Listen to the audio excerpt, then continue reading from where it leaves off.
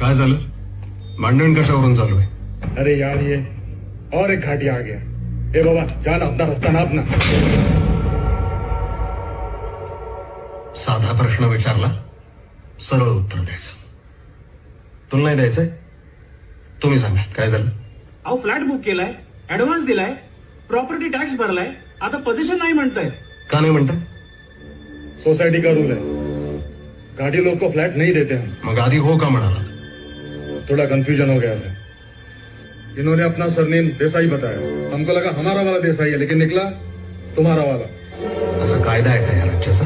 देखो हमको वो सब पता नहीं, हमारे सोसाइटी में घाटी नॉट अलाउड। घाटी म्हणजे माहिती आहेत कोण? हमको पता नहीं करना रे बाबा।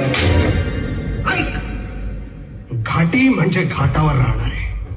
घाट घाट म्हणजे या महाराष्ट्र भूमीत स्वराज्याच्या निर्मितीसाठी रक्त सांडलेल्या शूरवीरांना अंगा खांद्यावर अभिमानाने मिरवणाऱ्या सह्याद्रीच्या पर्वतरांगा। त्या रांगांमध्ये राहणारा रांगडा गडी म्हणजे घाटी।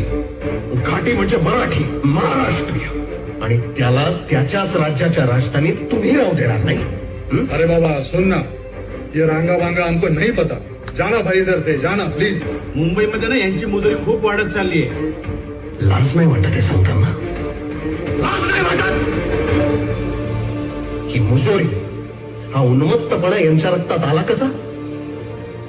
पेपारी पेपारी म्हणून यांना आसरा दिला, यांच्या कारखान्यात कामगार म्हणून स्वतःचं रक्त सांडलं, यांच्या पेढ्यांवर काळ्यांवर माथाडी म्हणून राबराब राबलात, पण मराठ्यांचा तडका दाखवलात का यांना कधी? अरे आपल्याच भूमीत येऊन हे मालक झाले आणि आपण चाकार का नाही जिद्द दाखवली मालक व्हायची? 105 हुतात्म्यांच्या बलिदानानंतर मुंबई मिळाली, आणि त्याच मुंबईत असे लाचार कसले होत आहे, हात कसले जोडताय? तुकोबारायांचा नाठाळाच्या माथी काठी मारणारा मराठी कुठे आहे? घाटी कुठे आहे? माझा मराठी माणूस आहे ना, तो सहनशील आहे, पण त्याच्या सहनशीलतेचा अंत बघून नका।